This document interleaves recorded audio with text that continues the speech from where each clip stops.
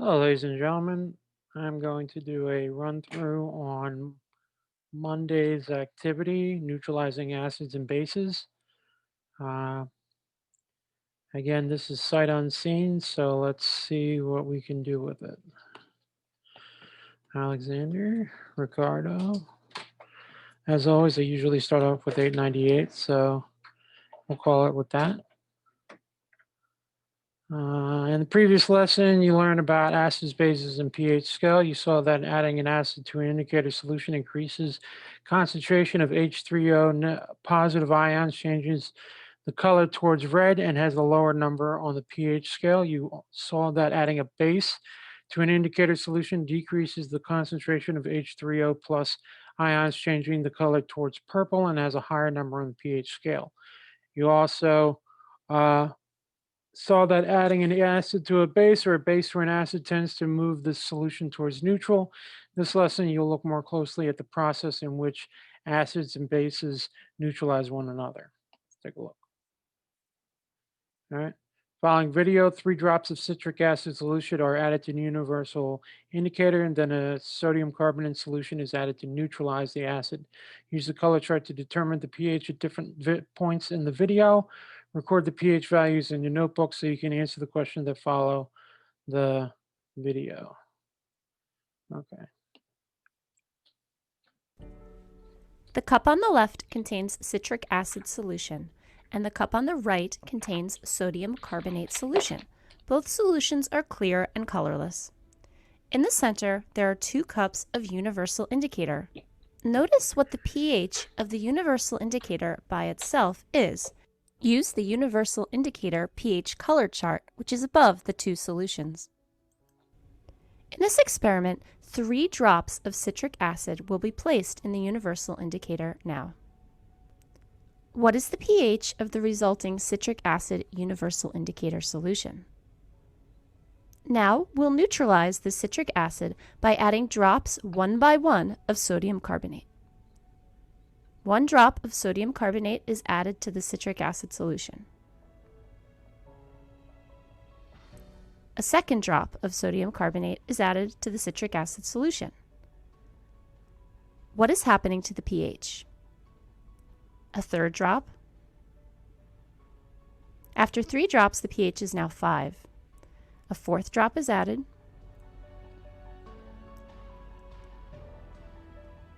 Here comes a 5th drop. We're approaching neutral, but not there quite yet. Here's the 6th drop of sodium carbonate solution.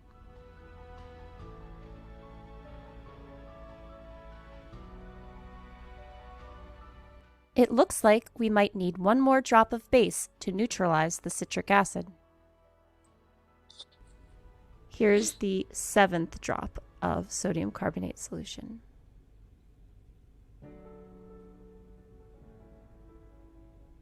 After 7 drops of sodium carbonate, we have neutralized the 3 drops of citric acid. Yeah, you go down 3 and then you got to go up 7. It should have been 6, but down. So you go 7, 6, 5, 4. Right? She said it was at 5, but I said 4. And then you go 5, 6, 7 to come back. 1, 2, 3, 6. 1, 2, 3. So why was it twice as much? I don't know. All right, before any drops were added, what was the pH of the indicator? That's out of 7. After 3 drops of indicator, she says it was out of 5. All right. What do you observe when you drop of sodium carbonate is added to the indicator? Um, it it gets well, initially it's a purplish, and then mixed, it starts to change towards the baseline colors. Sodium bicarbonate drops are added. What is done to the color is getting closer to green. It's becoming less acidic. And sodium is added. What is happening to the pH level? It's increasing. In this video, as drops of sodium carbonate are added, is the color moving towards or away from neutral? That's going towards neutral. If it takes 7 drops of sodium carbonate solution to neutralize 3 drops of citric acid, this means that our citrus acid is more acidic. Yes, citrus acid is more acidic than the sodium carbonate is basic. Yeah, I'll give you that. All right. So it's twice as strong. I'll give you that because you need twice as much to knock it out. Before the drops, went 3 down to 5. It went purplish and then it stayed colors. All right. With 7 and it's more acidic than that. All right, cool. That's good. How a base neutralizes an acidic solution. Okay. Let's watch as a base neutralizes an acidic solution. As you can see, the acidic solution has a greater concentration of H3O plus ions than it does OH minus ions. When a base is added, the base accepts protons from the water molecules, changing those water molecules into OH minus ions.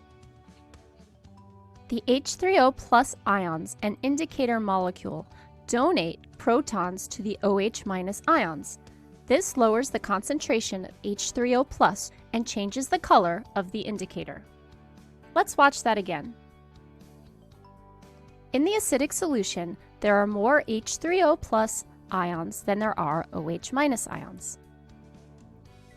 When a base is added, some of the water molecules lose protons to the base, turning into OH minus ions. The indicator molecules and the H3O plus ions donate protons to these OH minus ions, turning them back into water molecules. This means there will be less H3O plus and the pH of the solution increases, and the indicator turns back towards green. Okay. Acidic solution has a greater concentration of H3O than OH. And when a base is added, the base takes protons from the water molecules, changing those water molecules into OH. The H3O positive indicator molecules give away protons to the OH models. This decreases the OH3, 3H3O positive, see my dyslexia, toward neutral and changes the color of the indicator. Yep. And neutral color towards green. Yeah, cool. All right. Following video, 3 drops of sodium carbonate solution are added to universal indicator. Then a citric solution is added to neutralize the base. All right, we're doing the opposite of that. In this experiment, the same citric acid and sodium carbonate solutions are used as in the last video. Before watching the video, you could expect it to take more or less than 3 drops of citrus acid in solution to neutralize 3 drops of sodium carbonate solution. Why do you expect this? Would you expect it to take more or less? It's less because the acid is stronger than the alkali or the base to make it easier. Yeah. The cup of clear solution on the right is sodium carbonate, which is a base. The cup of clear solution on the left is citric acid. We will add sodium carbonate base to the universal indicator in the center and determine its pH. Then we will add citric acid to this mixture and determine how many drops it takes to neutralize the sodium carbonate. First, 3 drops of sodium carbonate are added to the universal indicator solution. To make it purple. The universal indicator changes color from green towards purple, indicating that sodium carbonate is a base with a pH around 10 or greater. Now, 1 drop of citric acid will be added. The pH of the solution decreases from 10 to about 8. A second drop of citric acid is added. Yep, see? The resulting pH is about 6. 2 drops of citric acid not only neutralized the sodium carbonate, but it went past neutral and made the solution slightly acidic. Bada bump. Since it takes fewer than 3 drops of the acidic solution to neutralize 3 drops of the sodium carbonate solution, it means that the citric acid is more acidic than the sodium carbonate is basic. Yes, same question as before. So, booyah. It takes fewer than that, means the citric is more acidic than that is basic. Yep. Video below, the same acidic solution is added to 2 basic solutions, A and B. Depending on how many drops it takes to neutralize the solutions, we could determine which solution started off more basic. So if it takes like 2 drops, that means it's not very acidic, or no, that means it's not very basic. But if it takes like 7 or 8 drops, that means it was very basic to start off. At the top left, we have a clear citric acid solution. In the center, the 2 purple solutions are sodium carbonate and universal indicator, but they are different concentrations. We have cup A and cup B. Finally, in the center of it all is a cup of universal indicator with nothing else added. As a comparison, we will add citric acid to the sodium carbonate in cup A drop by drop. Here's 1 drop. We will determine how many drops it takes to neutralize the sodium carbonate in cup A. Here's the second drop. It takes about 2 drops of our citric acid solution to neutralize sodium carbonate solution A. Now we'll do the same for cup B.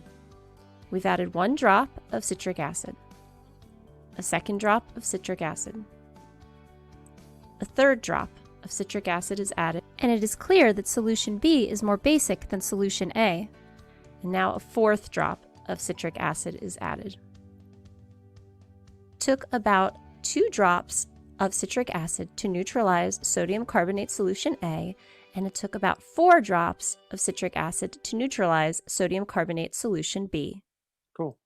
Well, what does this experiment mean that B is more basic than A?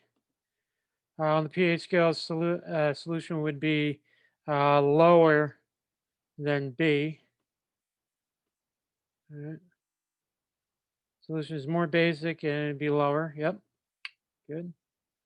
Alka-Seltzers contains sodium bicarbonate, which is a base, citric acid, and aspirin, which is also an acid. So let's take a look.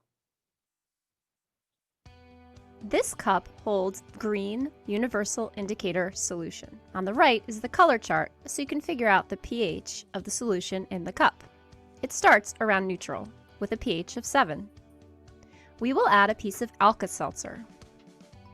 Notice what happens to the color of the universal indicator solution when Alka-Seltzer is added. Also, notice evidence that a chemical reaction is occurring. The Alka-Seltzer contains sodium bicarbonate, which is a base, and that you know of as baking soda. It also contains citric acid and aspirin, which is also an acid. When the Alka-Seltzer was first added, the solution became quite acidic and turned pink. Over time, the pH increases to around 5. Here's a picture of the same cup after an hour has passed. The pH has increased, the solution is almost green, and it is close to neutral. Guys, so it drops it to acidic and then it becomes back to neutral. Okay. Color, what do the color changes tell you about the pH in the beginning, the middle, and the end of the reaction? It drops the acidity. It